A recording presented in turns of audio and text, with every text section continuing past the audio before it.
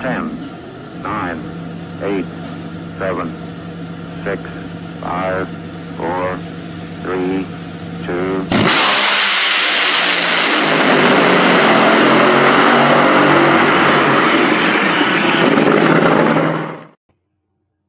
It's the Power Hour on Competition Plus on, yes, Wednesday night, as AAKR AR88 was asking, where are you at? Well, we needed to move some things around, and that happens occasionally. We're here live, though, Wednesday night with the Competition Plus Power Hour, and I think we got a great show lined up for tonight with legends on two ends of the spectrum. We're talking about on the media spectrum with Richard Shute, Auto Imagery, and then Greg Anderson, the most recent champion in NHRA, Camping World, Pro Stock Competition, Mr. Five-Time himself. We will have him on as well and chat it up with him concerning his run for the championship, looking to 2022, and all things drag racing along with you. And thank you for being right here watching the Competition Plus Power Hour. It is great to have each and every one of you. It is also great to have my co-host, Slammin' Sam. Yeah. What's up, Lee, man? Hey. Take a drink. I'll take a drink. All right, here. Hey, I'm just going to go ahead and crack this. You did it. Start the show off right. Welcome, ladies and gentlemen. Lee, it's a Wednesday night, man. A little bit different, right? Yes. Gave everyone kind of a day off because of some personal stuff, some traveling stuff there. But can you believe, Lee, first off, we've been doing this over a year, first off. Like, let's talk about that. This is episode 53. Technically, there's a year's worth of content. It feels much longer than that, though. It does, man. A year's worth in a good way, not a bad way. Yeah, a year's worth of doing the Power Hour, man. Like, first off, to Bobby Bennett, thank you for that. Like, thank you for that opportunity. Like, Bobby, thank you. Huge to be on here for a year, yakking it up about racing, yakking it up about everything that's going on. Yes. And look, let's excited. Also say thank you to individuals like Stan for watching this show and also watching every other drag racing show, including the 4-hour marathon today. The marathon. Drag Illustrated with all the champions. That was a great show. But to each and every one of you that have followed along the Competition Plus Power Hour, me and Sam talking and just enjoying and loving on drag racing and all the controversy and all the goodness of it, the highs and the lows. Thank you for watching along, and we expect and we hope that we have got many more episodes ahead of us with you all and ourselves. Right? I mean, Lee, like, just looking back, like, over the things that happened in this crazy, I don't really know what we want to call it, silly season, right, of drag racing, the asterisk season, as we've heard here on this show. Just all the different things. Like, we survived. This show survived during all of the craziness, and that's what it's, about. But man, there's been some shakeups there on the internet here lately. Like, the interweb has gone pretty crazy. People saying that people are buying their content and just all kind of crazy stuff. But here on the Competition Plus, the Power Hour, where we get to yak it up about drag racing, our thoughts, our opinions, we've made it through without too much controversy. So I'm excited about it. I'm excited what the 2022 race season looks like. I mean, I'm kind of mad, though, that none of, my picks didn't shake out the way I wanted to. But, hey. Dude, you didn't do well at all. I didn't, dude, like, into the season. You're picking. Hey, I got some off season to do that in, right? You do. I would like to say that my picks, championship wise, well, I'm 4-0, buddy. Hey, you gotta win some to lose some, and I bet big, and I bet bold. You got a lot of winning ahead of you. If that's the case, that's all I'm saying. I mean, you bet sometimes on red, and you just hope that plays out for you. And That's right. unfortunately, it did not. But congratulations to Greg, and we're gonna get the chance to talk to him about that. We Yeah. talked to him earlier in the year and how he was doing I and how just hard went he's been back working. and watched that interview that we had with him to, get some inspiration for tonight. And if you look at that interview and what I hope we have tonight, I think it's going to be great bookends to the season for what Greg Anderson went through, because when we had him on earlier in the year, we were talking about, Greg, what does it look like week to week for you concerning sponsorship? And here we are at the end of the year, and well, that's not even a question anymore. And what he was able to accomplish and get done, and putting so many gems into a stellar and fine career that is a Hall of Fame career, no matter what Hall of Fame it is. And yeah, it's going to be great to chat with him and talk with him and get his thoughts.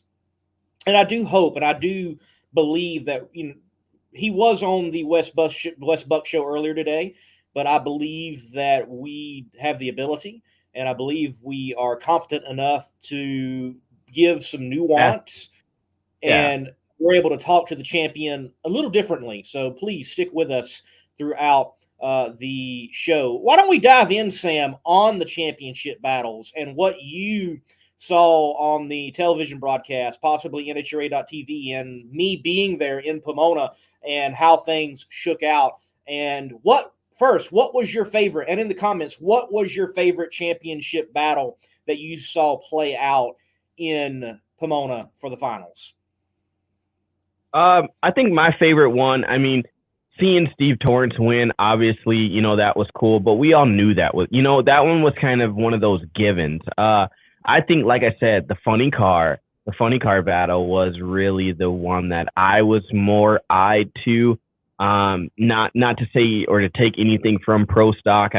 I obviously, if you know me and how I feel about things, that was an important one for sure. But it was cool to see Caps win this one. I don't know why it was so special for me to see it, but it was just cool. Just the person he is, the person walking around the pits, and just how cool, calm, and collective, that he is. To see Greg win, and I kind of want to touch on this a little bit later, so I won't talk too much about it. I wasn't ready for that one yet. And you and I have had conversations, off air about that battle and what was going on there, how I feel about that whole thing. It's not picking one team or the other. It's just one of those, like, I'm hoping we're not going to get this news, but things are what they are. Let's see, motorcycle. I was happy about that one, like just the battle all year of Suzuki, this whole thing. And now Matt, I think, is going to come out even with more flames under his, just to prove another point. And I think that's one thing that's cool with Matt Smith and Angie Smith is that they're just really, really like gung-ho and really dedicated to, like, hey, even though the odds are against us, we're still going to come out and swing for the fence. And if you're in our way, hey, guess what? I'm also, lastly, I think I was really excited that most people now are kind of over this whole we're going to play the ladder deal. Like, not everyone's shooken up about it anymore. Like, get over it. It's, we had the Snake on, and he talked about the games that they played. John Force talked about the games that were played against him. Like, everyone's doing it. So why are we surprised by it? Why are people calling people out and making a mockery right now all over social media about different things? So I really would like to see. I don't know. I'm excited to see what all shakes down over this silly off season, right? The big announcements that are being said to be made, things that we've heard, you've heard, I've heard, we've gotten phone calls and stuff about. So just a lot of different things. And I'm just kind of waiting to play it all out and see what happens. We definitely have possibly the silly season ahead of us. A lot of folks have been commenting about what championship battle they enjoyed the most, going bracket racing, pro stock for sure. I can tell you, man, the way the ladder worked out, Greg and Anderson had the potential, and they did. They met each other, and it came down in that moment. Greg could go ahead and seal the deal, or Erica could give herself a fighting chance. And there was that stumble a bit off the line, not in reaction time, but the car itself, and Greg rockets on down and seals the deal, wins the championship.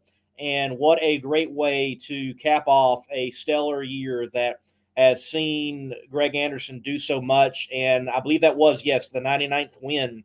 He is only one away from 100. And I got to ask later on the night, we've got to ask him, Sam, hey, are you going to like chase John Force now? Like, you're not that far. You could potentially go ahead and chase him down and get the most wins, period, and reclaim that back for pro stock as long as it was held for so many years by Bob Glidden. So that was a great championship battle. Drag Racing Central mentions Funny Car, 100%. That one was intense because I felt from the stands filming it that it was neck and neck with Hagan and Caps in the round in which they met each other. And then all of a sudden, through my viewfinder, I see Caps push really hard toward the wall and get out of the groove. And I'm like, that's enough right there for Hagan to get by. And sure enough, he did. But then Alexis DeJoria, the performance that they have finally found and all the weird things out of the way that were plaguing them earlier in the year. And as Drag Racing Central has chimed in as well, I hope nothing changes in Funny Car. Like, really, I hope nothing changes either. I know we are going to have some changes. We should expect some changes, but wow, Funny Car, what a blast it was to watch that roller coaster of a ride all season right to Pomona with the players involved that could potentially win it. Okay, I got to ask, Lee, your thoughts, your feelings, your opinions on the 1.5 in Funny Car. Like, do you think we were so tight, we were so close? Do you think we kind of should have just got rid of them, or did we still roll with the punches and let the 1.5 stay where they were? Well, let's bring up the comment from Going Bracket Racing. Can it be better in reference to thoughts on changes to the countdown? So, look, one, Sam, I am never a fan of mid-season changing a bunch of rules. I don't think that's fair to the competitors. I don't think it's fair to fans. I don't even think it's fair to a sanctioning body, no matter what that sport is, unless we're talking about something that is safety, something that is going to keep these drivers, keep these crew people safe in some type of manner. I'm all for safety implications in the middle of the season as long as they make sense. But no, I would not have wanted to see a change, in particular of just Funny Car going into Pomona. I'm not a fan of points and a half anywhere except for Indy. I understand Indy being the biggest race. I don't mind bigger stakes there. But I would like to see it transitioned with Indy being the actual kickoff to the countdown. And concerning changes, I kind of like what Bo Butner said one of the first times I ever interviewed him, Winter Nationals 2020. I said, Bo, what would you like to see in the countdown? Because Bo had the countdown go in his favor, and he also had the countdown not go in his favor. And he mentioned that he would like to see it that if you win in the regular season, you make it into the championship countdown. But you've got to win to get in. I wouldn't mind seeing that. Yeah, that's a little different. 1.5 when it's this close, I don't like it. I mean, we talked about that here last week when we talked about it. I just when it's that close, I think, and like you said, don't make mid-season changes or anything like that. But when it's that close, I mean, you can show it's like showing up to the last day of school and taking the final and get points and a half. You know what I mean? Like it's just one of those things where I just don't think you reward someone on the last day of school. Like, and I mean, I don't want to speak negatively about it, but I mean that group was so close all year. So I mean, for me, I didn't like the points and a half. So Stan is saying Indy should be the last race of the year. I get it, but I mean, like this week in Indy, it's probably freezing balls cold. I mean, I hate to say it like that, but I mean, it's like 27 degrees here and snowing 60-mile-an-hour wind. So, I mean, yeah, it doesn't work out weather-wise. No, I mean, yeah, no, weather-wise. I mean, to me, honestly, if it's up to me, the last race of the year is in Vegas. Because agree. you're already in Vegas, and then you have SEMA the week after.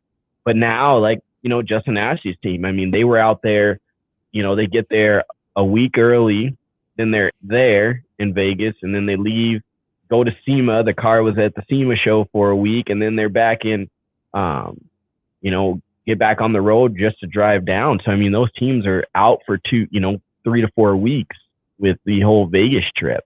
So, I mean, I would like to see it like that. Then you can have a bigger presence in Vegas, doing award ceremonies and different things like that. You have more of the drag racing eye that's across the world there with, the SEMA show and how big it is. So, I mean, that's just my opinion. I mean, we all have our opinions, right? So that's kind of where I fall there.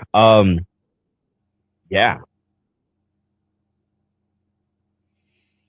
We definitely could see some changes to, the countdown. But look, this year with the countdown, last year without the countdown, we had good championship battles across the board. There were a few that we already kind of could have expected. Hey, this is over. This is done with. Steve Torrance, for example, and congratulations to that team. They're very vocal about not liking the countdown, and they proved even within the countdown that they had the top field team out there, period. When it comes to ET, mile per hour, driver, consistency, and the occasional bit of racing luck, as some may say, turning their way. Another point in Top Fuel that I do want to make mention in the NHRA finals, he did not win the race, but he had the best day in his career to that race, and that is Cameron Foray and that Impy sponsored Peyton Top Fuel team ride, all a bunch of Canadians. Jeff probably knows a lot of them, but it was great to see Cameron Foray go to the semifinals. And remember, ladies and gentlemen, the last time that Cameron had been there for a final in NHRA competition, it was 2019. So what a turnaround from 2019 to 2021 for Cameron Foray to have, days that he'll never forget in his drag racing career for sure. Yeah, definitely. Lee, can we talk a little funny business, or are we not allowed to do that here? Because these funny these are just funny business. We talk about funny speculation, silly season, funny business. Movember. Toolbox Nationals. I heard that for the first time this year. Toolbox Nationals. I do like it. It really fits drag racing. What we want to talk about, Sam?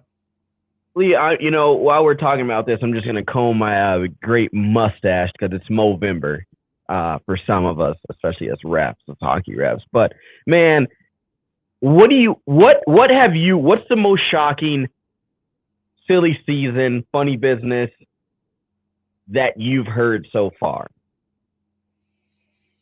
Most shocking? Most shocking, or like the best funny business that you've heard this year so far? I have heard rumors of Erica Enders not at Elite Motorsports, and I find that very strange when you put all of it together. Yeah, you've heard that too, huh? Yes. I think that's the strangest. You must have heard rumor. that from one of those fake social media sites that's out there. I've heard that again. It's from that one to me is very strange because, well, she does more at Elite than drive the Pro Stock car. No, come on. Her daddy paid her way to do everything. She's just a hired gun. All she does is drive the car. If you listen to certain social media outlets, that's what they say. So you're saying I can't pick up the phone and buy a truck and trailer from the Erica Enders? No. Daddy pays for everything. Daddy pays for everything. Come on, Lee. I thought you knew that, Lee. I apparently did not. I misunderstood. You must. I'm not going to say that because I'm not going to stir the pot, but pot's been stirred enough there on social media. But yeah, I heard that too. I don't know where people are getting their information from, and it's kind of funny. I think this one's a good one. Yes, I think thank you for bringing that up, Stan. But there is a Competition Plus article, again, competitionplus.com, where you can believe what you read on the internet, that he said he's not going anywhere. So apparently there's nothing to speculate there. He is staying at JFR. SpaceX fielding a funny car team. Now, Drag Racing Central, have you really heard that, or are you just digging deep now from your own well? What is going on there? That would be cool, though. That would be really I would just like to see their team uniforms. Like what would the driver wear? What would the car look like? Like, that wouldn't be bad. They already have the perfect team. Ron Cap's team, which was Fast Jack Beckman's team. If anyone's ever noticed in the staging lanes or when it's being pulled through the pits, the bar that holds up the body, they have a shuttle, a space shuttle, zip tied, taped, fastened to the pole that holds up the body. So they already got the perfect crew out there.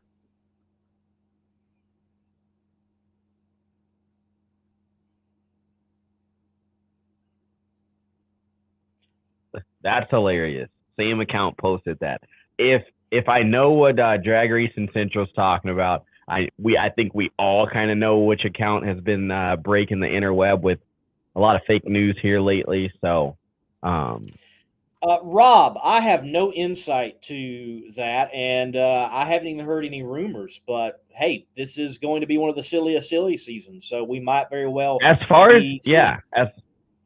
as I know right now, it's just Camry. I know they're hiring. Now, if I'm not mistaken, of the not necessarily Caruso Racing, but Titan Racing engines, Beaver Motorsports, they were running Titan Racing engines. So maybe you have a bit of a technical alliance because of the racing engines being ran in competition. Justin, says Caps owning his own team. I think that's going to be a done deal. I mean, I have no insight. I know Caps is going to reveal what's for him next year at PRI. But if you recall, when we had him on our show, one of the 2 or 3 other times before, he expressed that one of his goals has been to own his own ride. I expect that to be announced in some way, shape, or form. And that's what I want a lot of people to wait for. I think PRI is going to be that insight that we all need, right? It's going to be that eye-opening experience where everyone is going to come out and kind of say, hey, look, this is what's going on. This is what I've been planning to do. This is what I've been working towards. Now, we've already had the announcement of Camry Caruso. We've had the announcement of Antron Brown. We've known about these things. But, there's a lot of other silly season. Hey, I might switch. I might do this. There might be shifting a lot of things. But I think there's a lot of people kind of jumping the gun because they hear 1 or 2 things, or maybe they've heard a conversation where people have been upset or, heat of the moment type of things. I mean, we've had the big news of Tony Stewart and his team. So, yes. I mean, there's a lot of different changes. There's a lot of different dynamics that are going to be brought into the sport. And I think we're doing a good job as a collective group to hold on to those things that are changing, those ideas of, hey, this person's going here, I'm going there. I think that is really good. The Salinas crew, I see this one right here. pop up. There has been talk of one of the Salinas daughters going to or running with under the umbrella of the Matt Smith team.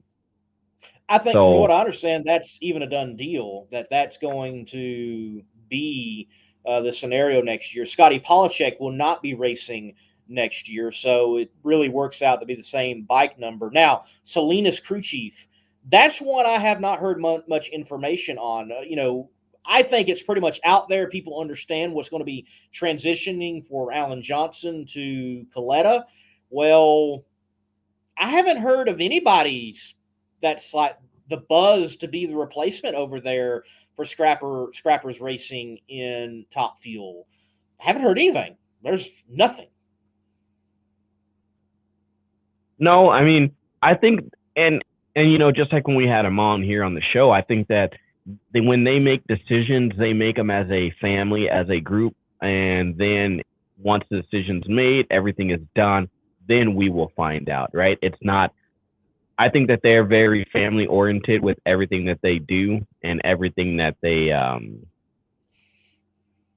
focused on, you know what I mean, first, and then their information gets brought out. So what about that's really cool.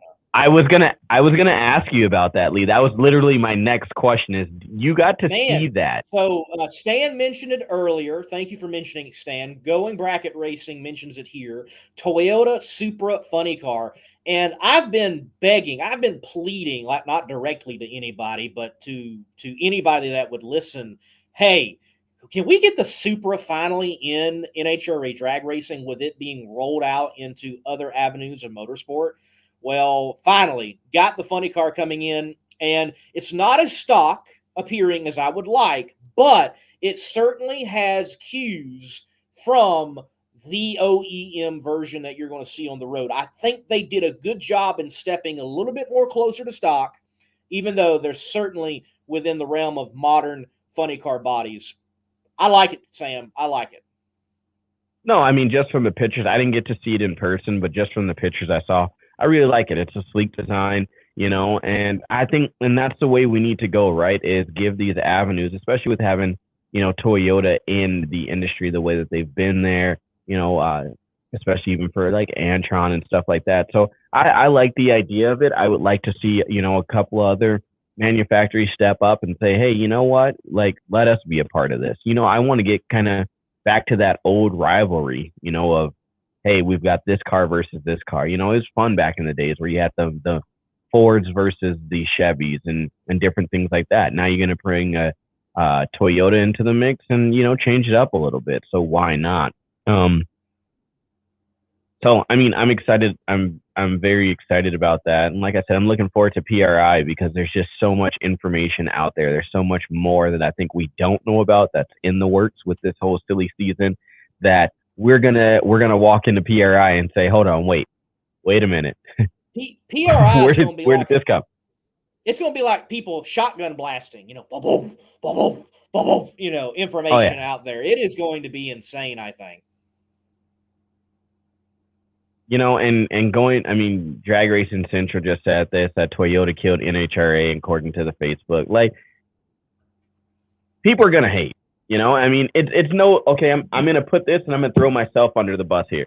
It's no different than me hating the electric car class, right? Like, I mean, it's no different. Like, you're going to have people that don't like it and they're going to hate it about it just because it's something new. Like, you got to, like, and this is one thing that I've learned over the years in drag racing. We don't like new change. Like, we just don't. I mean, I hate to admit it. I hate to say it, but as soon as something new comes out or comes around, like, we as drag racers, we as race fans, we're like, no, absolutely not, because it's different. And the thing that we need to understand, and even myself, I'm saying this to myself as I look myself in the screen, is change is not always bad. Some change, if you know what I'm referring to when I say change, some change is bad. But in this aspect, like, we have to understand that we have to grow and we have to adapt. And with that comes new ideas. With that comes new markets. And these new markets are only going to help us, continue to grow, reach a different demographic, right? Like I continue to say it. I think the NHRA right now ages out to the 45 to 55-year-old man that's wearing, boat shoes, aka Sperry's, and Dockers, and a nice teal or pink shirt on his yacht, or the guy that's driving a Corvette. I mean, does it really pertain to this young 22 to 28-year-old that's driving a twin turbo LS Mustang, or a 2019 2020 souped up whatever? No, I mean, we really don't. So it's our job right now to finally change the demographic, change what's going on, and we have to accept the new stuff. Not saying, Lee, that I like the electric car, but I'm just saying it's growing on me.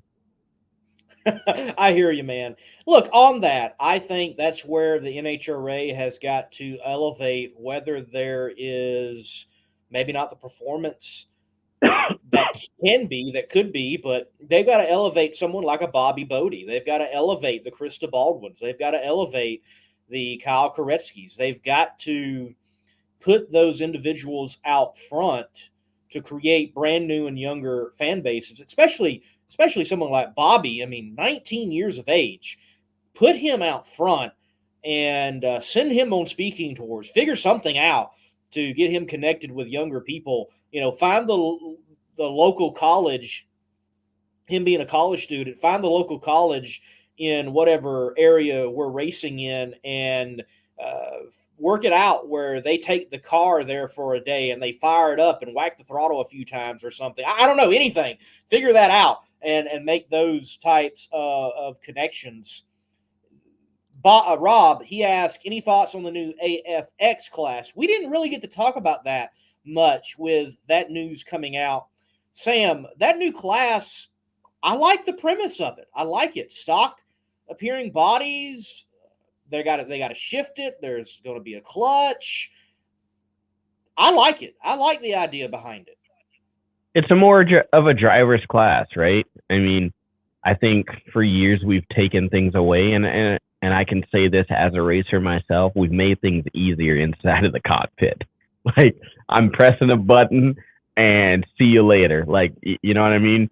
You stage the car, press the button, see you later. Automatic shifter, everything else like that, right? We've depended on so many electronics, and I think it's gotten too hot and heavy in the class, and it's taken away from a lot of things. So I think giving a lot more into making people drivers again, kind of just like what was done there in Pro Mod, where they had to actually shift the cars. So I mean, changing the little things here and there. I mean, I think it draws more to the sport. We're going to see more drivers. We're going to see what's going on and what's happening. Right. I'm looking forward to it. I actually want to get the perspective from Greg Anderson on the new class. Do the pro stock individuals feel like this is a bit of a knock, a bit of a slap in the face to a class that's been doing? I don't know. I mean, NHRA's got every right to create other classes and try to bring more excitement to NHRA, to possibly bring back OEM direct support. But you got to wonder what the pro stock drivers, pro stock teams feel about it. And maybe there's going to come a point where this exhibition class merges and creates the future of pro stock that we don't even see right now. For sure. And I mean, that's going to be one of those great things to talk about with Greg coming on, just to rack his brain against, about something else, right? I mean, like you said, if you watched the marathon today earlier, that was on, we don't want to ask the same questions there. So that's one thing that's unique about our fan base here. I think that we have people that have different questions, they maybe are cut from a different cloth, as Wes Buck would say. I'm going to use a Wes Buckism here as we're, after the marathon there. A lot of great questions coming in from people. I mean, People saying I do got to mention this one from Drag Racing Central. He says, if Bobby went to my school and said he uses his funny car to get chicks, he'd have 1,000 fans just doing that. What he's referring to is I had Bobby Bodie on my show, the Between the Slicks here recently, and I mean I've noticed that he's had a backup girl, different backup girl, like every race he's shown up for. And I asked him point blank, "Are you using the funny car to pick up chicks?" And to tell you what, like a boss, he's like, man, I'd be lying if I told you I wasn't. No, I mean, why would you? I mean, in his case, why would he not? Right? He goes to Party School USA. I mean, let's be honest. I mean, the guy goes to probably the biggest party school there is right now, and I mean, why not? He gets to bring someone and say, "Hey, look, I'm gonna let you experience what most people don't ever experience." I mean, why would you not? Right? Right. Didn't your parents tell you to use stuff to your advantage? Yes. Well, he's definitely using it to his advantage. So, I mean, that's what it's all about, Lee, is just using different things to our advantage, understanding what he has. Don here is saying, man, look, he's not interested in the electric car. Man, I get it, but guess what? If it I'm all for it if it brings 6,000 new fans. You know what I mean? I hate to say it, but maybe you got some Tesla guy out there that, wants to invest money into drag racing, man. If that's what it takes, hey, man, grow the sport. And that's going to be the first time you ever hear me say that. Sam, for the record, we do have our first guest in the studio waiting to come on. Let me make it clear, ladies and gentlemen, tonight's show, we're about to have Richard on from Auto Imagery. We're going to chat with him. He's had a long career in photography and media and around motorsports, in particular the NHRA and drag racing, and then the champion himself, Greg Anderson, later on. So let's take a break here, Sam, and then we'll bring on our first guest. And as usual, we'll take a break with the Competition Plus apparel commercial. But guys, you may not see it in the commercial, but Bobby does have the Scotty Cannon swag from back in the day. The Red Pro Mod, OnSat, all of it. He's got it, and you need to get it. Competition Plus apparel. Get your CompetitionPlus.com apparel today. Whether it's our nitro-burning funny car design or the vibrant door slammer design, we have the swag to show you are always in the know. Get yourself a hat too. And we know not everyone enjoys wearing a mask, but if you must wear one, at least wear a good-looking one. Check out the new CompetitionPlusApparel.com for the latest from the place where you have trusted for your news on the internet for over 2 decades. Richard, welcome, man. How you doing? I'm doing wonderful, sir. Thank you. Good to have you on tonight, man. And look, let's kick it off with this, so folks understand who we're talking to and how important you are in the world of drag racing, especially NHRA. Describe the width, the breadth, the depth of auto imagery for the sport. Well, I started auto imagery in 1979 after Bill Donner had fired me as track photographer at Orange County National Raceway. We basically started doing all the NHRA national events at that point and turned it into a very lucrative career, offering commercial services to everybody out there. And I just kind of hung it up this last weekend in Pomona and said, 50 years was enough. I actually started shooting in 71 and, like I said, started auto imagery in 1979. Wow. Sam, look, I did not realize that we were celebrating a career with the show tonight and a retirement. I didn't realize that, Richard. Last time I'd really seen you were up on stage at the Texas Motorplex being celebrated as a legend, which you are in the sport, and congratulations for that, along with Dom Perdome. But wow, congratulations for a successful career, man. Well, I certainly thank you and everybody that, that honored me. It was very humbling.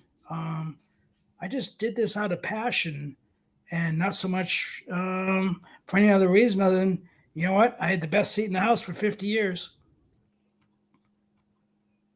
And, and that's something cool to talk about, is because I was having a conversation with a family member of mine, saying, well, is this something you can really retire from? And now having you on the show, like literally, a couple of days later, it's really refreshing. And talk about that. Like you said, you did something as a passion, and now you've done it for so long. What does that mean to you to know that you've been an impact and impacted by the sport for that long? Well, back in the early 70s, I met a gentleman, Jim Kelly, who was AHRA's photo director, photo editor, whatever you want to call him. Anyways, he directed all the stuff for AHRA back then. And he pointed out to me right away that this could be a business if you made it that way. And I kind of took that direction and was able to turn it into a livelihood. It's been very good to me. I've been married for 32 years. We raised a wonderful daughter. I sent her to college, and it's time to quit. And financially, it was worthwhile. Well, glad to hear that it was financially worthwhile, but worthwhile, I'm sure, in so many other ways. What's the future of auto imagery then? Will it continue on as an entity? Have you, sold it? Has it been purchased? Is it just passed on into their other hands? What's the future there? Well, we've helped a few photographers along the way. We're in very good hands. I will stay on and kind of direct it and lead it for a while until I pick the right person to run it business-wise. But Rhonda McCole from Division 2, Alex Owens from Division 3, Rich Lance out here in the West Coast. There's Gary Nastasi, who's a longtime photographer. He and I have been friends since '79. It's going to be in good hands. I will oversee it from afar. I basically retired from shooting pictures at the racetrack. There we go. Well, when it comes to photography, describe over the years, what was your style? What was your philosophy on photography with these high-powered machines? Direction I took right away was to try to create a portrait of a car that somebody would want. I was never in the situation where I wanted to, shoot crash and burns and stuff like that. First off, in the early days of drag racing, those were very concerning because people got hurt, people got killed. So I didn't shoot top end so much and didn't shoot the crash and burns. I kind of took a direction that was more commercially oriented, that our photos would use in point of sale pieces, in promotional pieces, the cardboard cutouts of the drivers of a motto and stuff like that for the Valvoline stand-ups. So that was kind of the way I took it. I wanted to be more proud of my images that we were creating than just standing down the top end waiting for a crash and burn scene that would maybe make a highlight reel or something like that. And so with that, I mean, you've seen the changes of, the equipment, lenses, everything like that. Like I know for myself, I think Lee, we both shoot Canon. Were you ever locked into one particular brand over your time, or did you kind of dabble into each that was out there? Well, from 73-ish until 2001, we shot pardon me, all Pentax 6x7. So it was all 2.25 medium format cameras. So you had a very large negative, but you were also limited by the sense that you only had one frame. Nowadays, The new Nikon that he just introduced, that's supposed to be available at the beginning of the year, is 120 frames per second. I mean, in the film days, a fast Nikon F5 would shoot maybe 5 frames per second, so you use up a roll of 36 exposure in 7 seconds. Now at 120 frames per second, I mean, you'd be loading film every half a second or so. So nowadays, people don't take the time to set up the shot. I kind of equate it to, do you want to be a marksman, a sniper, or do you want to be a machine gunner? And quite frankly, I want to set up my shot and make sure I'm going to get exactly what I'm looking for instead of shooting a whole bunch and looking for the gem in the sequence, period. That's good advice, Sam. That's good advice. I think honestly, at this point, you should just start putting on like a beginning of the year media class for us, and go that way. Be the teacher out there for. I mean, because I think there's a lot of people, like you said, that snap, snap, snap, snap. I mean, I'm guilty of it too, right? You think that you're in a good spot, then it's like, holy crap, how many pictures did I take of the same thing? But like you said, set up that one picture that where you know what you're trying to get, and be a sniper and be a marksman of that. So I think that's great advice. Well, there's actually been some discussions with NHRA about possibly doing a photo meeting in the mornings and stuff like that. One of the best pieces of advice came from that same photographer, Jim Kelly from AHRA, in the very beginning. He told me, at OCIR, when I asked him what he was doing, he said he's picking out his backgrounds. And I didn't quite understand that. And he explained to me, he says, the one thing you can never change in a photo is the background of the photo. So he would look at the backgrounds and look for conflicts or telephone poles or that mop out there in the middle of the track and try to pick out a lens and stuff that would eliminate those things. During the course over the years, I've shot for Summit and JEGs, and we constantly look to make sure that we don't have a JEG sign in the back of our Summit photo, and we don't have a Summit sign in the back of our photo of TJ Coughlin. So those are the things you kind of look for and you learn along the way. I completely agree that be careful about what is in that background. I've noticed that. I've seen exactly what you're talking about, that someone did not recognize what was back there, and it conflicts with what the subject actually is. So, yes, be careful about that for sure. Back in the film days, how long did it take to get a photo from in the photographer's hands to the magazines, to the publications? What was that process like? I mean, it's almost instantaneous now, definitely compared to then. I mean, how many rolls of film were y'all dealing with on a race weekend? Well, we'll start with the film question. We, a race like Indy or Gainesville, you would shoot upwards of 100 rolls of film. So there's 20 photos per roll. So you're looking at 2,000 shots. You're going to fly back on Monday, drop off the film at the film processor. With any luck, you'll get it back Tuesday or Wednesday. You'll edit the stuff and get it to the magazines right away, something you feel was worthwhile for them and they might purchase for you. Nowadays, it is. At the end of the night, on a typical day, there's 6 people shooting for Auto Imagery this past weekend. So at the end of the day, we will have 4,000 or so photos. So we will download everything and start uploading within 2 hours of the last car going down the track. This is an instant gratification world we live in nowadays.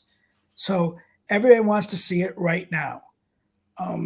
Perfect example this weekend was, my Chevrolet account was anxious to get Greg Anderson photos immediately. As soon as I walked back in the tower after shooting the winner's circle, They're like, can we have it now? Same thing with my Mopar account with caps. So we've created a scenario that everybody has to have it right now. Yeah, I mean, it's insane how quick things have to be, and I could not. Wow, 4,000 something photos, and having these big accounts demanding, well, we want our photos. Yeah. Very true. No, and I mean that's kind of, the situation, right, Lee? We've talked about this. It's everyone wanted whatever you're going to send 10 minutes ago because they want to be the first one to post it out. And, sometimes they don't understand, hey, the Wi-Fi here, I've tried to send this to you 5-6 times, and Yes. the weight game doesn't matter. There's no excuse for bad Wi-Fi, anywhere anymore. But, I couldn't imagine, and maybe that's something that we should do, Lee, is you and I try and attest to it and go back and shoot a roll of film and understand, hey, this is a process, right? I mean, honestly, I think it would take us back just a little bit, how you and I dabble in the photography, but just to understand, hey, like, this is what people used to go through to produce that one picture. And who knows, even if you had that one picture, locked in, because you didn't know until that film was produced. Nowadays, you can just click back through and say, oh, yeah, here's a good picture. Well, you got to understand, do you want that first photo I shoot, or do you want the best one that 6 of us shot? I could walk in anytime and upload my photo, or I can wait until I get all 6 photographers and look at everybody's and send you the best photo of the evening, regardless of which auto imagery photographer shot it. There you go. Be patient. There used to be a saying we used to say years ago, I need this in a hurry real bad. Well, if I give it in a hurry, it might be real bad. So it's better to just wait and get the best one out. There you go. There you go. What are some things that are happening in photography today over your career that you are glad that they are happening?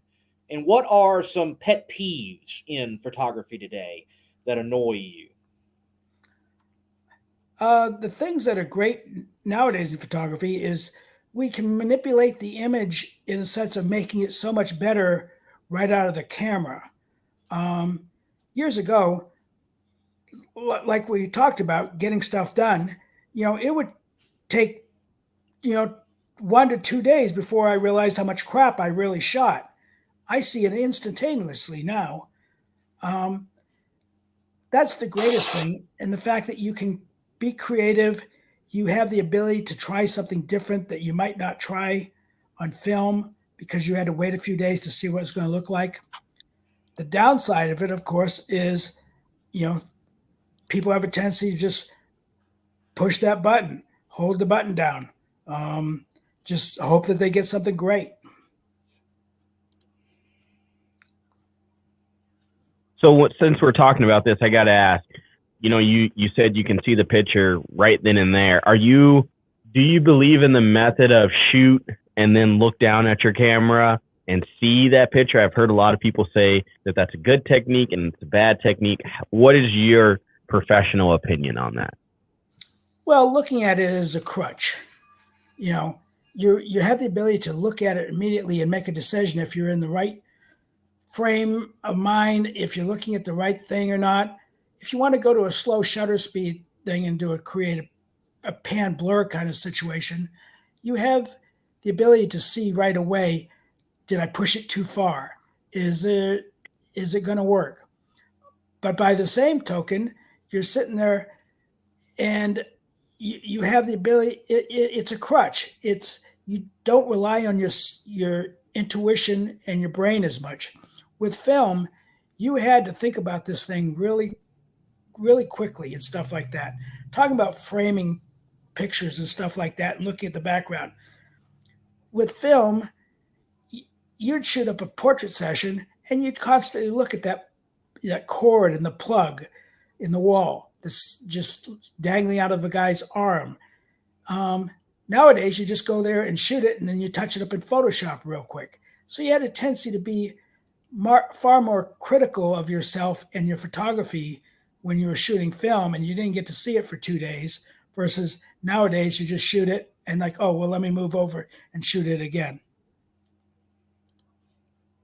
Well, Richard, I'm going to bring up some photos. Certainly not of the level of auto imagery, but I want to talk about this day for you at the Texas Motorplex. Here you are on stage, part of the Stampede of Speed celebration, and you are being inducted as a legend of the Motorplex. There is family, Joe Costello, Billy Meyer, his daughter. What did this day mean for you in your career, and what were your thoughts? Oh, wow. It was way overwhelming. I still am a hard time fathoming what happened. I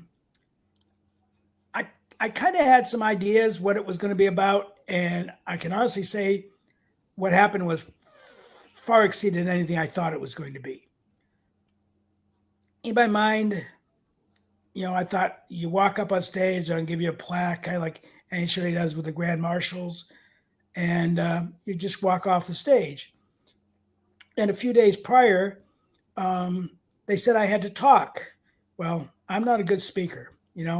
I immediately I've decided years ago to make my living behind a camera, because that's my comfort area, not in the speaking realm and talking to people, but capturing an image and letting it tell the words. So the whole thing caught me a little off guard. Very, very humbling. Very, very humbling. You think you know what you do, and you certainly have a purpose for doing it. I picked up a camera because I wanted to emulate the Steve Reyeses and the Tim Marshalls and the Jim Kellys and the Leslie Lovetts and the John Ashers photos that I had seen. And yeah, I wanted the cover of Hot Rod magazine. I wanted the center spread in Pop Hot Rod. Those are what I set myself out to try to do. In the very beginning, I'll be quite honest, I did it because the guy with the camera got in for free. One of my neighbors was a writer for CarCraft, and he was gracious enough to give me his photo badge. And that just kind of created this whole scenario. But once I got in there and I got to know these people, and they were so helpful in teaching me the rights and the wrongs of photography. And like I said, Jim Kelly teaching me the business aspect of it. And having people critique me and tell me what I needed to work on. And it was just a great learning experience. And then to have someone like Billy Meyer and Christy Meyer recognize you on the sidelines. Basically, I was a support person. I was there to help showcase drag racing to the public. I was never there to try to, make myself, look good or something like that, because that's just not who I am. So to have Billy and Christy, reach out to me and lift me up as a symbol of all the people, the writers, the photographers, the PR people, NHRA media types, was really quite gratifying. I hate to say gratifying because it sounds almost egotistical, but it was wonderful that for them to recognize the efforts of the other people besides the drivers, the crew chiefs, and the crews.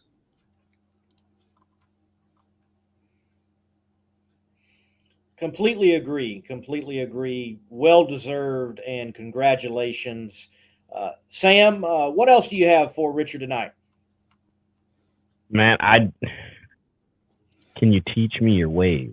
I mean, at this point, right? Can you just send me a box that says, Sam, this is how you do it? I've been dabbling in the, into learning the camera side of things more instead of being just an on-air personality and doing the video stuff. So, if you can come out with that how-to for dummies, pretty much, I would gladly buy the first copy. But no, I think there's, with just having you, like you said, you're still going to be around and just someone that you can reach out to and have that knowledge. I think it's great for our sport, right? We have so many great mentors that have, been in this sport that have helped us. And I think as long as we can keep them around and keep, picking at their brains to get this information of, look, this is where you come from and this is where you are now, but you're still willing to help out the younger generations. I think that's what we're trying to do, and that's what's going to continue to produce the great quality photos and everything that we have today. Sam, well, Sam, I'll tell you this.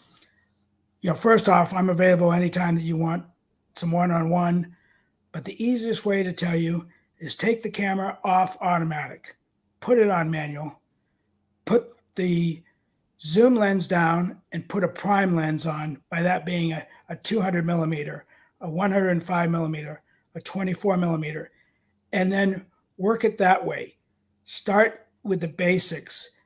Don't rely on automation to make you a photographer.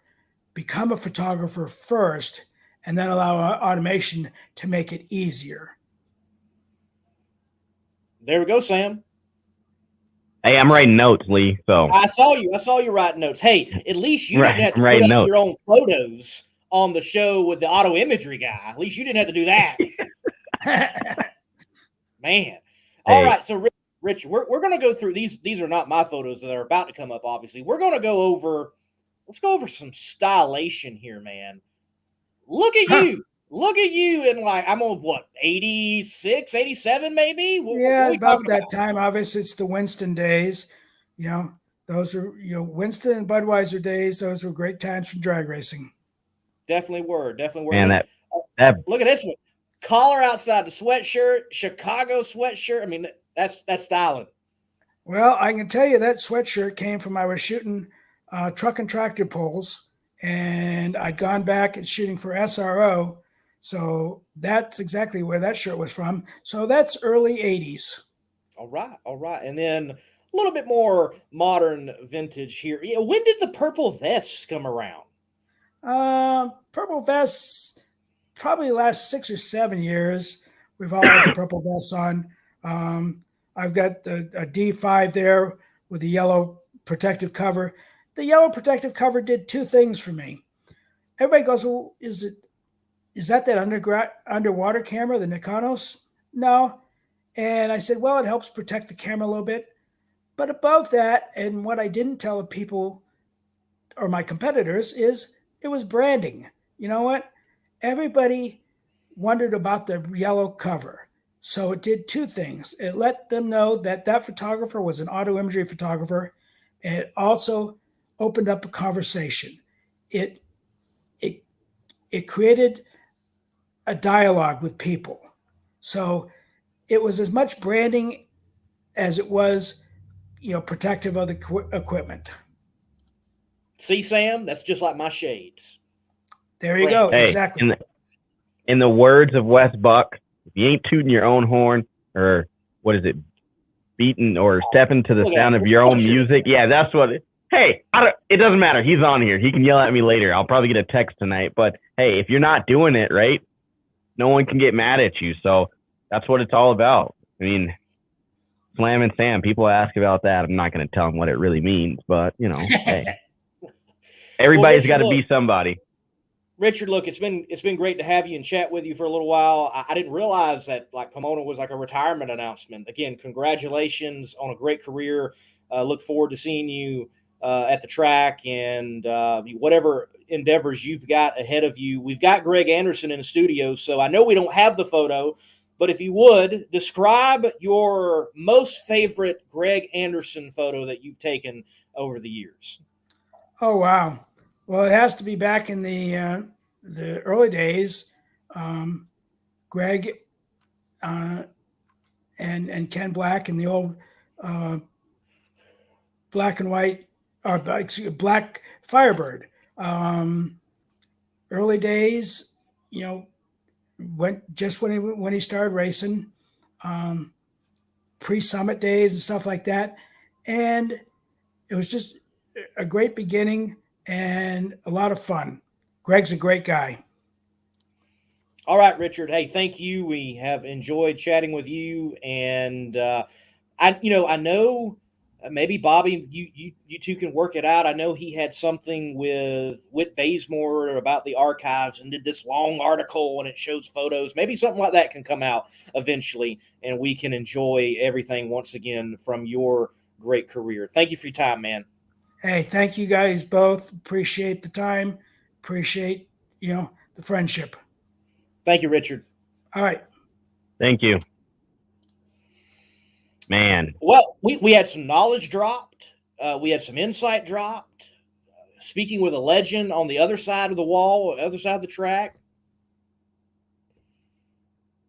Doesn't get better. Lee, I'm telling you right now, I'm reaching out to him, man. I'm about to step this camera game up. You do. You definitely need to. Coming from the guy that posted those pictures up there, geez, man, where are you taking this show? At least I posted mine. I wasn't there. I wasn't invited. How about that? Sorry. Hey, man, Lee, we're going from a goat on one side of the wall. Now we're going to go to a goat. I'm just going to say it. I mean, somebody's going to get mad in the comments. I don't care. Yeah. I think it is what it is, right? We got to talk to this individual earlier this year and how excited he is about everything. I mean, with having Hendricks, I think they've got two of the best drivers right now under that umbrella. Just so much positivity. And like I said, and I'm going to say it before he gets on the show, and hopefully he still stays on and talks to us. I respect the man, like him a lot. I was not ready for him to win this championship just because of personal reasons. And I hope it doesn't happen with all this silly season, but I got it out of the way. And hopefully he can squash those silly season thoughts, because there's a lot of them out there. So that's all I'm going to say. But still respect him, and he's a GOAT. Okay, well, for the record, he was my championship pick, for the record. So, yeah. You just got to throw that in there too, don't you? I do. He didn't know about that. I hope people, like, after this year will finally start including him in the GOAT conversation and not everybody else and look over the guy. So, ladies and gentlemen, right after this break, we're going to have Mr. 5-time, most recent pro stock NHRA Camping World champion, Greg Anderson, on the show. In the race for quality, there is no finish line. Jerry Bickle Race Cars is a one-stop chassis shop for drag racing performance parts and race components. For over 50 years, Jerry Bickle Race Cars has been an essential part of racers' plans for building world champion race cars. Our parts department is stocked with every part a racer might need. Log on to jerrybickle.com for more information. We build anything with doors. jerrybickle.com. Greg Anderson. Hi, guys. Man, you've done like more media today than I think like you've ever done in one day, right? Yeah, it's been a busy day. Well, Greg, look. My voice is about gone. Look, congratulations, man, on the championship. And look, Sam, I'm telling you, this guy was ready to go. I tell you what, he looked calm, cool, and collected even on the flight going out. I was on the same flight on American Airlines. He looked ready to go and get it done. So you were on that flight when Brian Loans and No, that's the one back. That's the one back. I decided not to do that to Greg, but I didn't have my shades handy, or I might have done something. So I have to ask, Greg, first and foremost, like, before we talk about the championship, getting on that flight with Brian Loans and Joe, did you have any idea that they had something up their sleeve?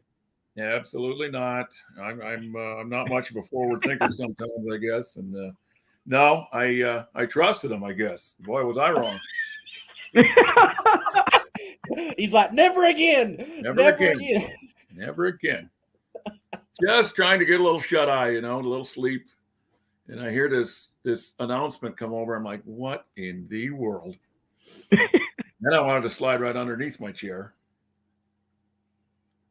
Can you guys ever are you ever a normal person around those guys, or you know? Yeah, exactly. Yeah. Hey, Sam, I'm also appreciative. On the West Buck show today, he had the banner behind him. We get the trophies here on Competition Plus Power Hour. Oh yeah, Different setting. There you go. There you go. Well, Greg, look, we know you have done a lot of talking about the championship, and we do want to talk about that, but we definitely want to take a few different angles with the marathon that already was earlier today. So, wow. I was filming from the stands, and we got, as drag racing fans, everything we wanted. Greg Anderson versus Erica. Championship on the line. And you turn on the win light. Can you walk us through the preparation for that round? Well, the burnout, the run, the win. You try, and I take about, you try not to think about who's in the other lane. Obviously, hell of a competitor in the other lane, but if you think about that, things are probably going to go awry. You know, they're not going to go well. So you got to find a way to be loose and not think about it, not worry about it. Apparently, I didn't do that great a job of that, and didn't cut a very good light. But the good Lord was shining on me, and it was my turn, I guess, as they say. For some reason, it was just my turn, and things turned up roses for me. And man, I just couldn't believe it when that win light come on. Every time I go down the racetrack in a big race like that, I'm scared to death to look over because I just don't want to see that I'm behind before I get to the finish line, and I don't want to crush my heart before I pass through the finish line. So I didn't look, and when that light come on at the finish line, I think I just about jumped out of the car. So pretty cool feeling, and it's been a lot of years since I won a championship. So it brought back all those memories, and I guess I had kind of forgotten just how great a feeling it actually is. It's incredible. It's absolutely incredible. I can't even describe it. It's the best feeling ever, and it's why we do this stuff. It's the top of the mountain, and it's hard to get there, and it's harder ever nowadays to get there. And I know it's a cliche, but it seems like every year it gets tougher and tougher and tougher to win, to close the deal, to win one of these things. And you know, I think I'm absolutely the most proud of this one of any of them, because it's tougher nowadays. We don't have a big performance advantage like I had back in those early days when we were winning championships, you know, seemed like every year. And, you know, you almost take it for granted. You think that it almost gets easy. And it certainly hasn't been easy the last 10 years. And as I said earlier, I've had my heart completely broke at that place 2 or 3 times in the last 10 years. And it stings, you know, it absolutely stings. And you wonder if it's ever going to be your turn again. So to get back there with an opportunity this year, and a real legitimate opportunity, not having to come from a mile behind and need a Hail Mary, basically control my own destiny. And we got the job done. So very proud of the guys on this race team, very proud of everybody that's involved, and what a job my crew chiefs did and my crew guys did on my race car this weekend. It did not make one run that you could pick, you know, a fly out of. Every run was so close to perfect. You just don't have weekends like that. And we had one this weekend, and man, I thank my lucky stars. What a perfect time to have the best race car you've had all year. And I've had a great race car all year, but this was absolutely the best that it's been. So obviously we saved our best for last, exactly when you need it. You need to peak at the right time. And I guess we peaked at the right time at the very last race of the year. So we have a question coming in from Drag Racing Central. Ask Greg, would he be in support of more stock-looking bodies in pro stock? Well, you know, definitely we need that probably for the OEMs, for the manufacturers. They would love to see that. There's no question about it. We as racers, it's our own fault. We tried to make the cars as slick as we could possibly make them because we want to go fast. We're like Ricky Bobby. I just want to go fast. So we did everything in our power to make the cars as fast as we could make them. And, you know, basically that included, you know, some modifications that make them maybe not look quite exactly so much like a stock OEM car. So it's our own fault, but I think gradually over the years, we need to get back to that. And you know, the thing is that it's going to cost a little bit of performance. And as I say, we as drivers hate that, but it's what the manufacturers want. So we need to seriously look at that. And I'm in for whatever it takes to get the manufacturers back involved like they were years ago. There's still interest in it. And obviously the General Motors people and Chevrolet are still very involved, but we need to get the rest of them back in here. And if that's what it takes, then I'm all for it. Absolutely. Greg, you being the senior statesman at KB Racing, and in no way do I want to mean that as age, but rather in all your accomplishments and what you've done this year, by my tally, stop laughing, Sam. By my tally, there have been 10 KB wins, 4 of your own, including the Gator Nationals, the last Southern Nationals, the NHRA Finals. The team also has to credit a Rookie of the Year award with Dallas Glenn. As a team, a stable, what do you think of the year? Over half the races. Absolutely great year. We won over half the races, and any year you can do that, that's just a feather in everybody's cap. And I think everybody knows, you know, all our race teams, the ones that are under my awning at my trailer, myself, Kyle Koretsky, and Dallas Glenn, they're basically the in-house cars, the team cars. And those 3 cars are tuned by the same crew chiefs, by Rob Downing and by Dave Conley, both together. They make every call on all 3 of our cars. I don't have a separate crew chief than Kyle does or Dallas does. We all share the same crew chiefs, and I think they've proved that, you know, certainly with our 3 cars under the tent that we're under, and our rental customers, Matt Hartford and Derek Kramer and Roger Brogdon at times. They ran fast. Matt Hartford won a race this year, and Dave Kramer made a final round this year. Derek Kramer did. And, you know, it goes to show you that all our equipment is fantastic. It's just great. And that's wonderful. But then you look across the aisle and you see the elite team and you see the Magaha team and even the Delco team, and their stuff's fantastic too. So it's just, the class is stacked right now. It's absolutely more stacked than it's ever been. And I've said it once. If I've said it once, I've said it 100 times.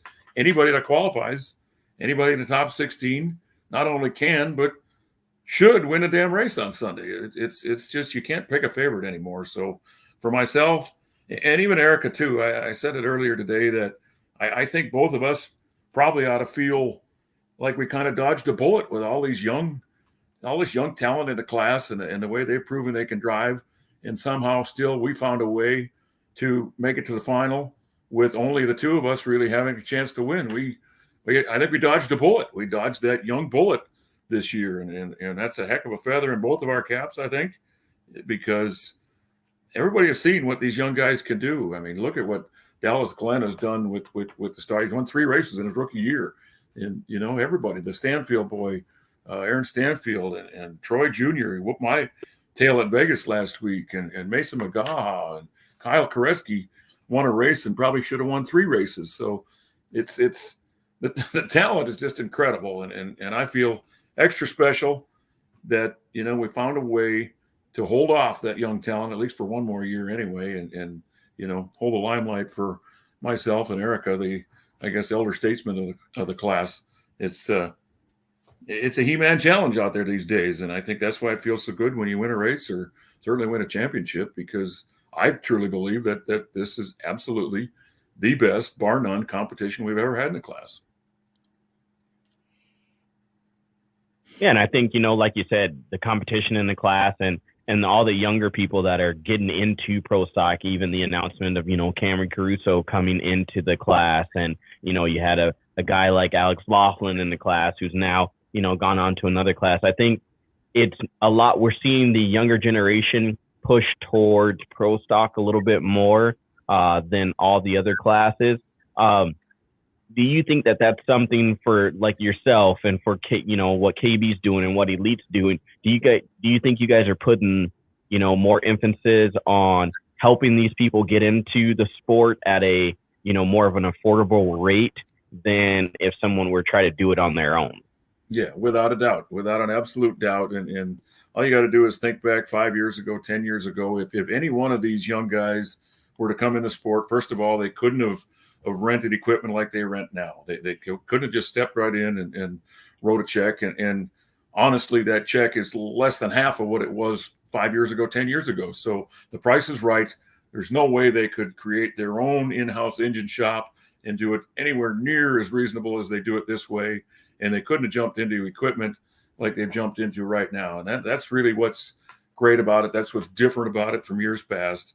And, when I started, I had to beg, borrow, and steal for any kind of an old used car and any kind of an old wore-out engine that somebody was willing to get rid of because they didn't want it anymore, and start with that and just go to races and hope you could qualify. Find a way to qualify once or twice a year. So that's completely changed with the business model that we've come up with here at KB and at Elite, and also the Magahas have joined on the same rental program and taken people under their wing and rented them top shelf equipment. So that's what's made the class so great. So yes, we definitely take a lot of credit for that. And it's a bit of a painful deal because we're not able to just 100% focus on Greg Anderson anymore or Erica Enders anymore as our own car. That's all we have to worry about. We have to worry about everyone that's under our stable and part of our rental program. We have to make every one of those cars as fast as we can make them to try and beat us. And that's the neat thing about it for all these racers. It's certainly tough at times to take it when you get your tail whipped by your own power, by your own race car, but that's what it's all about. And that's what's made the class so great. So we made the right decision, no matter how hard it is on us personally, we made the right decision. It's made the class great. 2-3 years ago, 4 years ago, the class had one foot in the grave, and now it's as strong as ever. It's the strongest class out there. So you cannot deny that was the formula of success. So the last time we had you on, Greg, you mentioned that having all these young personalities had been somewhat of a shot in the arm, even some rejuvenation to you and others in the category. And you now go out from a gap in championships, you win a championship, you do it over all these young bullets. Does that spur you on that much more to continue to go out and win championships? And ultimately what I'm asking, can you run down John Force? Because you're not that far away. I think that's a big fat no. I can't run down John Force. That would take another probably 10, 20 years. So he's incredible, and he's out there in a league by himself.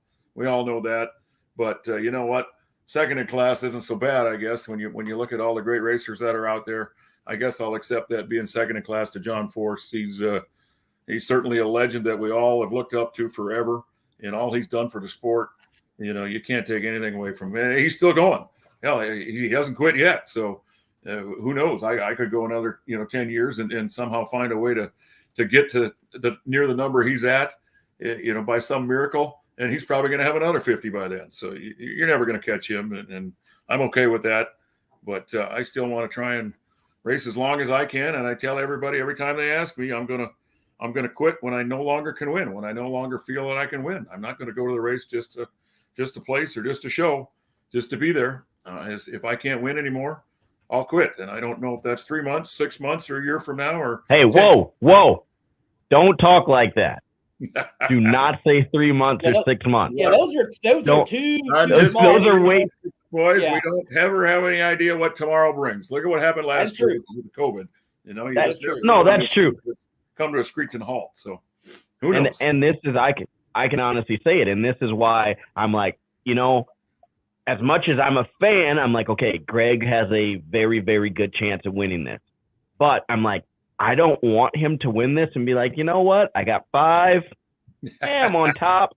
And this is me being selfish, right? This is just me being selfish. Like, I'm like, nah, not right now. Like, he can wait another 2 years, 2 years minimum, like, until he wins another championship, and I'd be okay with that. Like, it's one of those things when you look at the class and the sport, you're like, okay, he can't go yet.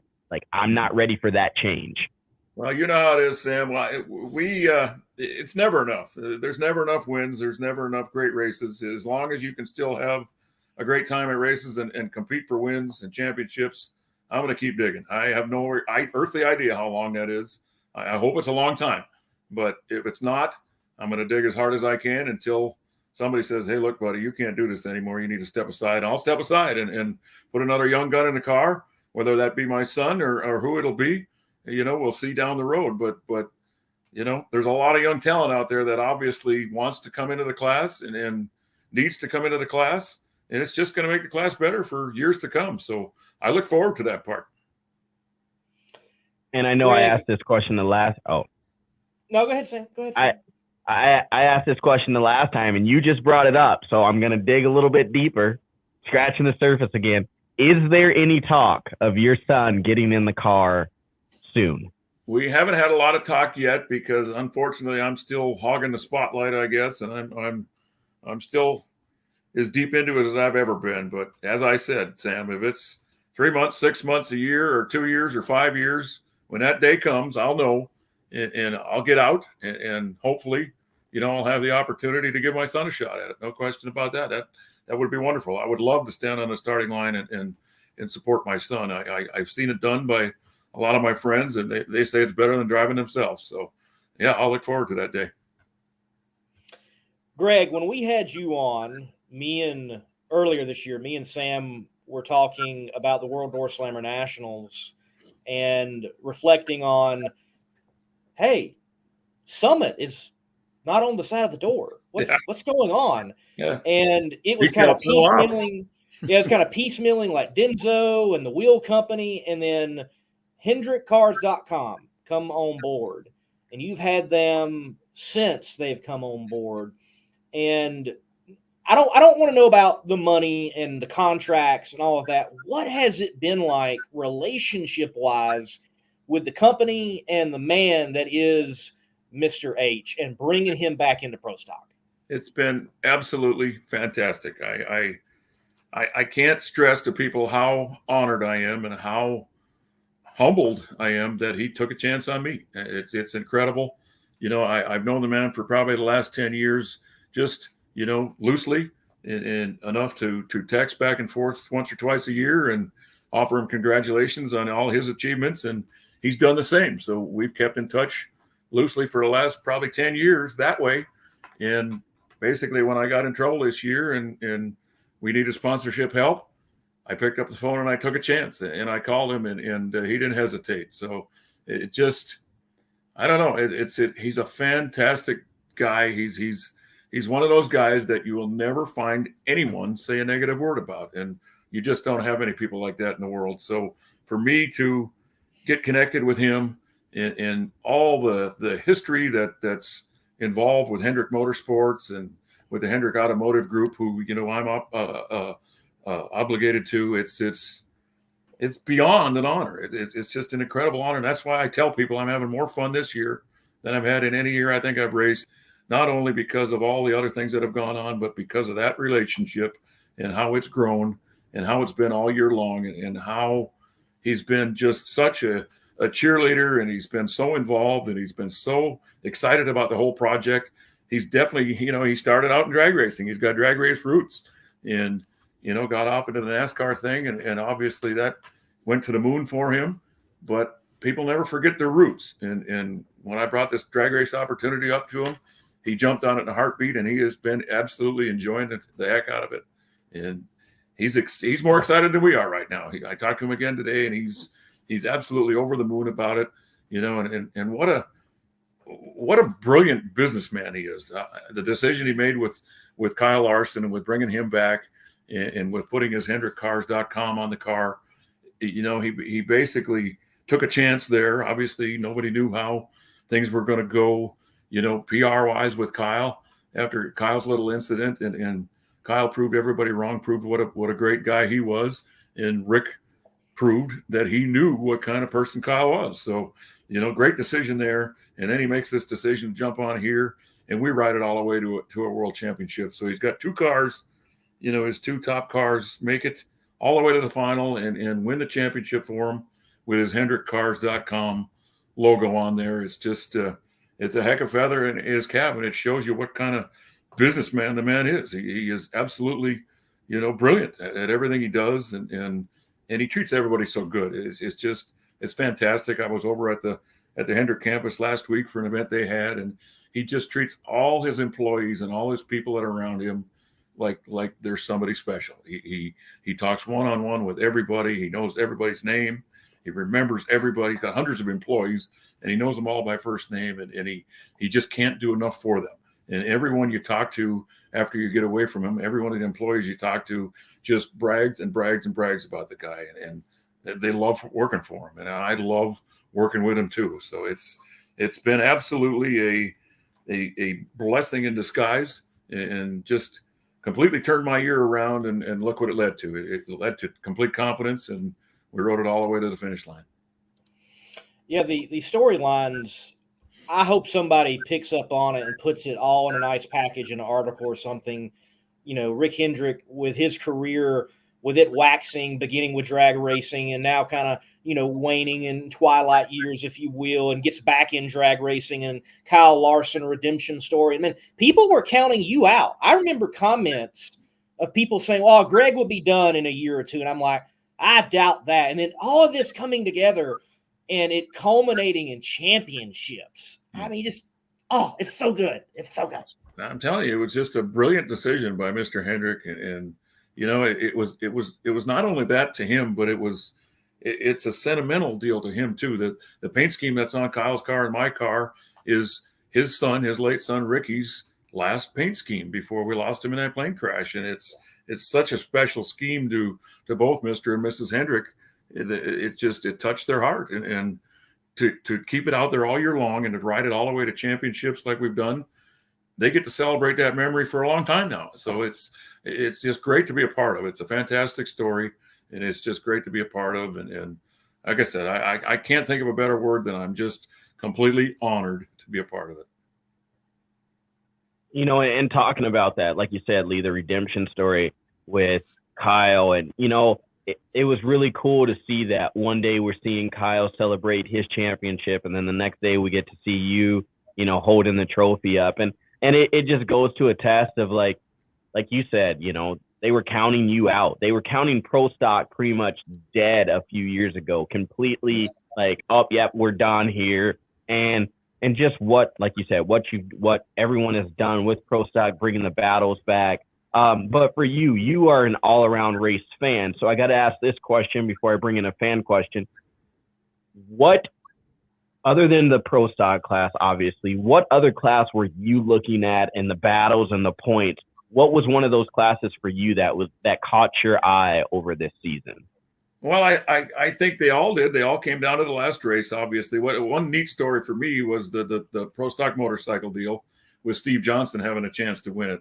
And, Matt Smith did a fantastic job to win, but it would have been a heck of a cool story if Steve Johnson could have rode his way to that victory. I think, he was more of a surprise than certainly I was all year long, the way he ran and the way he was able to win races. So that would have been a heck of a story, I think.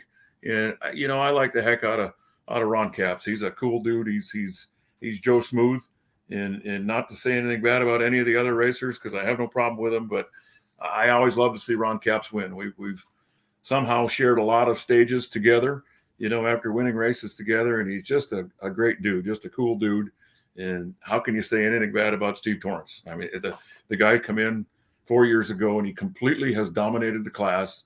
And you can't, nice guy, a super guy. And they just flat go out and do their business every week. And they win. So they were all great stories. I think the neatest one to me, though, was the motorcycle one. So next year, when winning a couple of races, are we ever going to see Greg Anderson go out and do the Steve Torrance? No. I definitely pay attention to some of that stuff, and I've told myself I will never try to copycat somebody. I don't want to do that. If I do something, it'll be something I come up with. I'm never going to copy anyone. That's his deal, and he created it, and it's all his. So no, I would never do that to him. No, and so we got a question coming in from a guy that tunes in every week, Stan. He says, Greg, are you concerned about the fuel prices and supply chain issue for 2022? Absolutely. I'm concerned about every bit of it right now. It's very concerning, very disappointing. And I can remember saying 4, 5, 6 years ago, man, if we could just get somebody somebody in to run the country that could get our gasoline prices under control, because I think that's like the biggest, most important thing there is, to a person's checkbook and to a person's their living, their weekly bills. People apparently don't pay much attention to how much they spend on gas, but when you do, and back 4, 5, 6 years ago when gas prices were up to $4 a gallon or whatever they were, it was like the end of the world to me. And I thought if somebody could just get in there and get gas prices, down to $2 a gallon or less, we'd all be so happy. It'd fix all the problems in the world. And lo and behold, it happened. And now we lost it again. So yeah, I'm very concerned about it. I was one of the happiest guys in the world when we got it under control, and now it's completely out of control again. And it's one of the biggest driving factors to people not having spending money. All right, Greg. Look, thank you for taking the time out of a busy day to come on the show. A few lighthearted questions before we do let you go. So it seems like on the regular, Alan Reinhart will mention when you pull up into the burnout box that he is not allowed inside that shop. So what is going on there, and how has he been how has he been barred from the shop? Well, I wouldn't say how, he just has been, and unfortunately still is. So I'm sorry, Alan, but you have not earned your way in yet. I'm not sure what it's going to take, but it's definitely a team-wide decision. You're not allowed in yet, buddy. Maybe someday, but not yet. Well, he has not earned the golden ticket. Right, he hadn't got the golden ticket. Well, I mean, does this extend to even the premises? It goes way back. No, he can get to the front door. He's been in the front door before. He can get to the front door. He's been in the front door before, but he hasn't been past there. Well, okay. Wow. Okay. That's a Netflix series right there. That is. How do you sneak Alan Reinhart into the KB race shop? Not gonna happen. Oh man. So, during this off time, you have a championship. You've wrapped up that. What do these next couple of weeks look like for Greg Anderson? Like, how do you decompress? Let what happened, fold out, do all the interviews. But what do these next couple of weeks look like for you? Just realizing what happened, because that was your Super Bowl, right? Yep. What does Greg do? The first thing that's going to happen, I'm going to go to work every day, but the first thing that's going to happen is everybody in my shop is going to be, told how great a job they did and thanked for what they did. And we're going to have a big party. We're absolutely going to have a big party. It's been too many years since we've been able to have a big party like this and be happy at the end of the year. And we all are right now. We're going to have a big old party, and we're all going to work with smiles on our faces, and we're all going to work with a newfound enthusiasm. It's a steamroll deal. It's a snowball deal. When you come home happy like this, you want to go to work. You want to work harder to find a way to make it happen again. So, I won't have to push anybody. They'll all be working harder than ever this winter because they'll all be happy. They'll all have a smile on their face, and they're all certainly going to know how much I appreciate every one of them, because this certainly wasn't a Greg Anderson win. It was a KB Racing win. Is that a golf trophy behind you? Yeah, let's see here. Where are you looking? Other side. The other side. The other way. That is. Yep, yeah, right there. That's Cody. Yeah. Oh, okay. Yes. He's got too many. Yeah. That would be Cody. What's that? That's a long drive one. That's a long drive. He's got another one over there. Another one over here. What's that one? That's a. Look, they keep going, Sam. They just keep going. Oh yeah. That's the closest to the pin one, and he's got a bunch of them over at his apartment of his own too. So he's accrued a few trophies on a golf course already. Yeah. Do you have? I mean, obviously you have 99 wins. I mean, like, is one literally a doorstop by now at this point? I mean, I probably misplaced quite a few. I've given quite a few of them away, but I probably misplaced quite a few. I know if I counted them up in here, there's definitely not 99 in here anymore. A lot of them have gotten legs and walked away apparently, but that's all good. At least I had them at one point. I've got some at the shop, some of them here. And as I say, I've definitely presented some to, different people and that are well deserved of them. Some employees and some great sponsors, and it's they're all part of the game, so they deserve it just as much as we do. Yes, sir, for sure. Well, Greg, look, it has been great having you on, and I'm done for tonight. It's been a joy. It's been a pleasure. Sam might have a few more. I don't know, but I don't know. And Greg, if you don't want to, can we address the elephant that's been in the room for a very long time? All right, I got it. I'm sorry, Lee. This whole last couple of weeks, you know what everyone's been talking about with Pro Stock and the games that have been played. Oh, sure. That. Yeah. This whole thing. I mean, I didn't really notice. I mean, this is a late night show, so you can keep it 100% real with us. But like, what is Greg Anderson's take, feel, understandment of the shenanigans that went down? Well, I don't know if you call it shenanigans or what you want to call it. All I know is what I did a few years back. I tried to position myself on the ladder to race Eric Anders' first round, because I can't even remember at the time if it was me trying to gain points on her, or if it was for Jason. I can't even remember at the time. Might have been for Jason, but either way, I did it, and I set out trying to want to race Eric Anders, and so I kind of set the stage for it, and I said, I want to race her. Simple as that. And now we turn the table 180 degrees, and they had all these cars wanting to race me. I can't have a problem with that. How could I possibly have a problem with that? I did the same exact thing. So I had no problem with it. I have no problem with somebody wanting to race somebody. Basically, you want to call it a call out, whatever you want to do it. They have that in other forms of racing. Call outs, the same thing. We just have it a little more difficult. We have to get ourselves positioned on the ladder to be able to do it. But basically, it was a call out. I've got no problem with that. And I stated the other day that that's all good. I have zero problem with that. The only problem I have is people not wanting to race each other, or basically laying down on a race. And when that happens, I don't agree with it. And maybe some people do. I have no earthly idea. I don't. We've never done it in all the years we've raced. And there's certainly been opportunities when maybe it made the most business sense to do it or whatever. But you just can't do that. Not for your fans, not for your sponsors. You just can't do that. So I don't agree with that part. I'll tell the whole world that. I am definitely not a supporter of that, but I have no problem with the call outs, whatever you want to call it, trying to position yourself on the ladder to run somebody. That's all good. Lee, I see the smirk, and I know your eyes behind those glasses. We've been doing this for a year.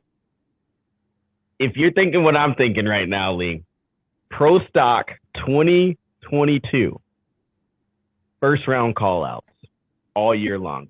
We want to change rules? Let's change that one. Let's get rid of the countdown. Hey, no points in the half. First round call outs all year. All in favor in the comments say aye. I'd be fine. Greg, are you on? I would be fine. There we go. We do it on Orlando. I'd be fine. The bottom line is, to win a race, you have to beat pretty much everybody sometime eventually anyway. What does it really matter? Yeah. It would at least be cool to see like the opening up of, like, I loved Joe put Joe on the spot in Texas and Krista on the spot in Texas, but I loved it that, hey, let's put $1,000 on this qualifying pass and see what happens. I mean, I like that kind of stuff. Yeah, we need it. We need it. I can tell you, stranger things have happened, and it's happening in other forms of motorsports. So I'm not going to be completely shocked if it doesn't happen in NHRA someday. And look, the stacking of the deck, the shenanigans, the call outs, whatever we want to call it. It's been happening for a long time. It happens in many other forms of drag racing. It happened in SEGA, Southeast Gassers Association drag racing, for Leslie Horn to go into the points lead in the final race of their season this year. So it happens everywhere. It happens everywhere. It does. Absolutely does. So no, I can't complain about that. Yep. Right. Cool. Greg, thank you for your time. Pleasure as always. And man, I'm looking forward to seeing you out there for the next 20 years. Well, that might be a bit of a stretch, but maybe in somewhere, shape, or form. Maybe not behind the wheel, but some way, shape, or form, I'll be out there. It's maybe I don't know anything else. Maybe if you let Alan into the shop, then you can take his job. Then there's 20 years right there. There's 20 years. I'm just saying. there's two problems there. I'm probably not going to let him in the shop, first of all, and I don't want his job. Well, there you go, Sam. That's not working. That's not the plan. No, hey, I'm trying, man. I'm trying to keep the guy around for a very long time, and it's just why? Well, I guess when you're the when you're the 5-time champ, you make your own rules. So you guys heard it. He's got no problem with stacking the ladder, and Alan's not going into the shop. And yeah, and first round chip draws all year long. I like it. There we go. It's been fun at Orlando. It's been fun. Yeah. And I can tell you, I'm not very good at chip drawing either. Boy, oh boy. The last 2 years, I think I've drawn Kyle Koreski first round both times, my own teammate. So I'm not very damn good at the chip draw part. Yeah. Like, hey, someone put a notch in one for me to draw. Yeah, I think I need that. Yeah. Yeah, definitely. Well, Greg, again, thank you. It's been a pleasure. I hope we were able to present some different questions from a few different angles, and it wasn't just a rehash, and that you enjoyed it yourself tonight. Man, sleep well knowing that you are the 2021 NHRA Camping World Pro Stock Champion. That sounds pretty cool. Thanks, guys. Appreciate it. Thank you, sir. Thank you. Man. Boom. Greg Anderson. I like it. Just like Greg that, right? is a completely underrated interview from the last time we had him to this one and every other time. Completely underrated. No, and I mean, I think, a lot of people think, oh, well, he's soft. I wouldn't say soft spoken, but he's not very, very, out there in the media stuff. He takes care of what he needs to take care of, and he answers the questions. But, he gives the information that you want. And to address like I said, the elephant in the room, right? I mean, we all wanted to kind of know what was Greg's thoughts on it. And like you said, man, right. He did it. And he was very open and honest about doing it. And now that things are 180 degrees different, I mean, do you get mad at the guy? No. I mean, you understand the situation. And he says, there's certain things that he agrees with. And hate the game. Hate the game. If you don't like what I'm cooking, get out the kitchen. Just saying. But, he's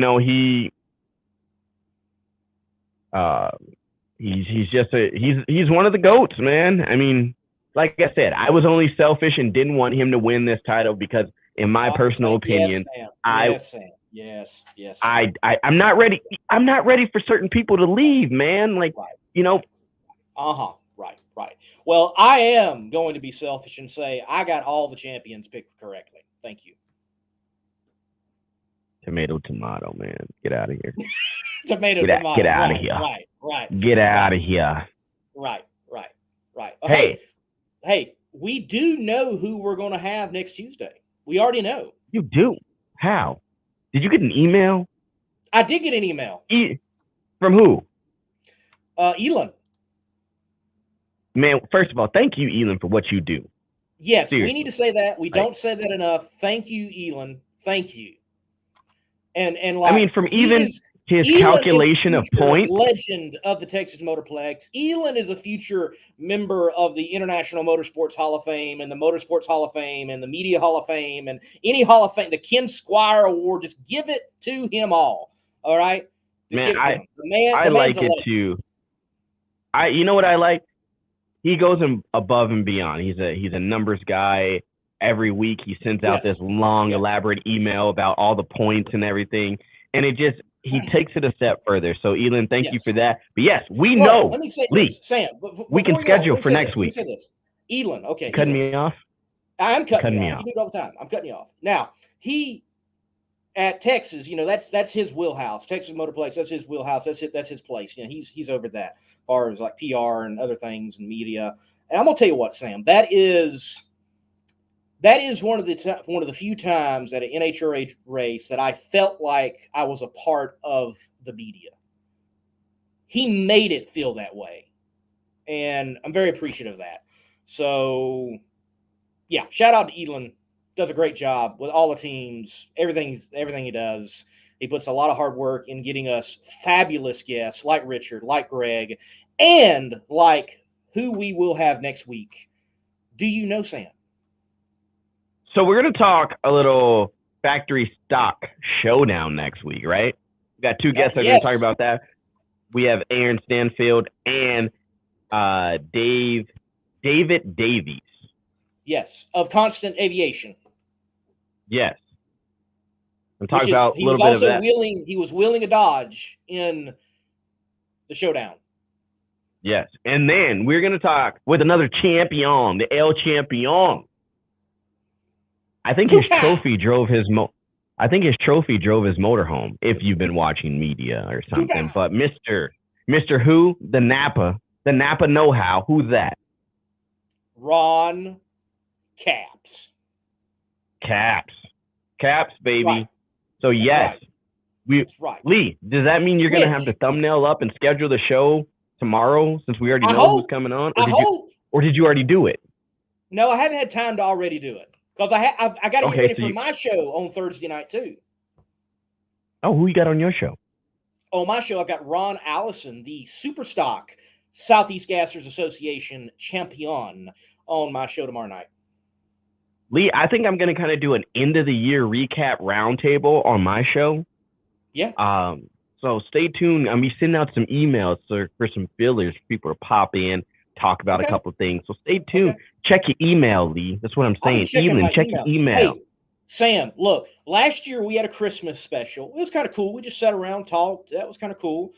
In the comments section, and email us if you like this idea. I'm going to give it to you right now, Sam. We haven't talked about this, but this year, Christmas special, what if we take clips of like some of the best moments on the show and talk about them, and even some of the worst moments, like where we got our picks wrong, which would mainly highlight you getting picks wrong. But what do you think about that? I don't like you trying to back me into a corner because I know one clip for sure that you're going to post on there. So no, I don't agree with you. We have to play the Hollinator. I'm just saying, he backed me into a corner. And if I saw him today, I'd be like, hey, I was right. You were wrong. And you know it. Like, I wouldn't say that. I wouldn't say it. No, I wouldn't say it. That's just what I'm thinking. Hey, I did pin our email address in the comments there. So if anyone wants to send us an email and let us know what you think we should do for our holiday show, that'd be great. Do it. Lee, man, look, I got something to say. For all you guys out there, I know we talk about some crazy stuff, but somebody help us get a hold of body armor. Lee, I started drinking this stuff, man. This stuff is amazing. Body armor needs to be a part of Slam and Sam and the Monday Morning Racer and the Power Hour. So that's your one plug, body armor, because I've been drinking this stuff and it's good. So body armor, Sam, get a hold of us. I think they might have to sponsor your half of the show because I'm not sure I quite fit the bill for body armor. No, but see, Lee, think about this. They got the skinny guy and the hefty guy. And then the hefty guy. Thank you for being so kind. Yeah, you see? The hefty guy starts drinking it, and he drinks. You don't drink the full body armor. You drink the light body armor. I drink the light body armor. Yes. You see what? It's like body armor. It's like if you've ever watched what's that, Nutty Professor? Right. Right. I'm Sherman. You're just Professor Clumps. Yes. See, you see what we can do, Lee? I mean, it's just the imagination. But seriously, if anybody knows anyone at Body Armor, tell them to let us know. This stuff, delicious. Ladies and gentlemen, who wouldn't want the face of you and I to be the face of Body Armor? See? I think there's plenty of people that would pay for it not to happen, actually. Nuh-uh, sounds like a commercial. Sounds like a commercial. Sounds like a commercial. Ladies and gentlemen, look, thank you all for joining us on this special Wednesday night edition of the Competition Plus Power Hour. You can expect us to be back Tuesday night, 9 p.m. Eastern Standard Time with Aaron Stanfield, David Davies. We'll be talking factory stock and also Ron Capps, two-time funny car champion of the NHRA Camping World Series. Sam, as always, a pleasure, sir. Yes, obviously we had the first original special here on a Wednesday night, but we are shifting back to our normal times. Thank you guys for coming on, being a part of the show, interacting with us. Again, let us know what you want us to do for the Christmas special. You can email us at powerhourcp@gmail.com, and we will check those and get a hold of you guys. If you have any questions, comments, concerns, please let us know. We'll answer those questions. For myself, Slam and Sam, Outlaw Performance ENT, please go over to YouTube, hit the like, share, hit that notification, subscribe to the YouTube channel. For the Monday Morning Racer, please go and check him out. Hit like, hit subscribe, check him out and support him. For Competition Plus TV on YouTube, go over and smash that subscribe button. Help us all out. Like and share these. Tell your friends about it. This show is the late night show. Grab your drink. Tune in next Tuesday night. We're going to talk about it with our 3 guests, and we will be back to see you guys. Until next time, you guys keep smashing that loud pedal. Even though the season is over, we're still dropping great content for you guys. So, see you guys next Tuesday. Be safe. God bless. Get your CompetitionPlus.com apparel today. Whether it's our nitro-burning funny car design or the vibrant door slammer design, we have the swag to show you are always in the know. Get yourself a hat too. And we know not everyone enjoys wearing a mask, but if you must wear one, at least wear a good-looking one. Check out the new CompetitionPlusApparel.com for the latest from the place where you have trusted for your news on the internet for over 2 decades.